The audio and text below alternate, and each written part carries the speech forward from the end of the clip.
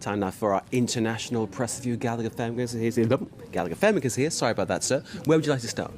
I'd like to start with La Croix de French Daily, basically describing Nicolas Sarkozy's presidency as a sort of hyper-presidency. It's an expression that's been used in the past, but they look at it at length and they say that at the same time, it's a good thing that he's sort of a hyper-president. He's frank, he's direct, he's out on the field all the time, but at the same time, he's playing a dangerous game. They're saying for three different reasons it's dangerous. Simply because by being omnipresent, he's diminishing the importance of his presence as the head of state.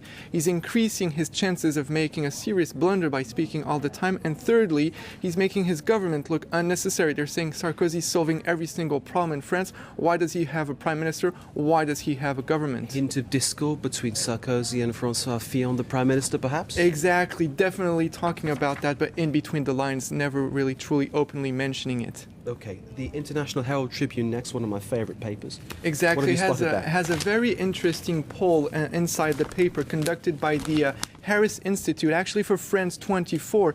Now it's a poll about, amongst other things, the popularity of different leaders around the world. Interestingly enough, the people on the up are Nicolas Sarkozy with a firm 53%. Chirac at the same period in his presidency was only at 36%.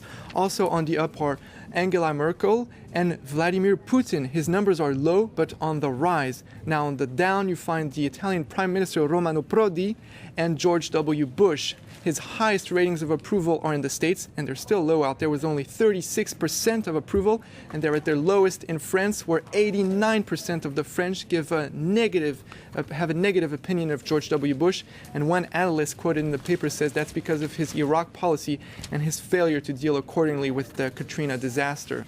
So this is a poll that actually was conducted before Sarkozy addressed Congress, so possibility his rating might be even higher. Perhaps, yeah. Well, at least in France, when I said 53%, that's in France. I do not know yet how his address to Congress has affected his popularity in France. It'd be interesting, actually, to see that. Indeed. What's next? Bush veto overridden by the Senate. The New York Times is all over that. It's a historic move simply because it's the first time in Bush's presidency that the Congress overrides his veto.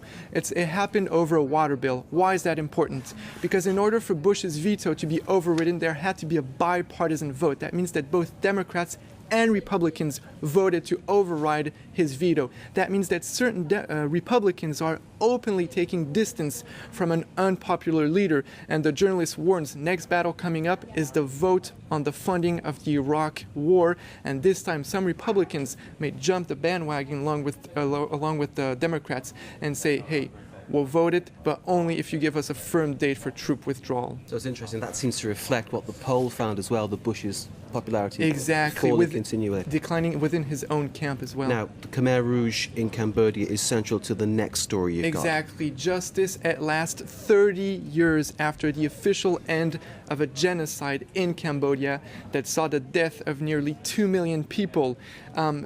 Victims and descendants of victims have the possibility of officially pressing charges against the perpetrators of the massacres. It's a bittersweet victory simply because the judiciary process is a very complicated one for the victims.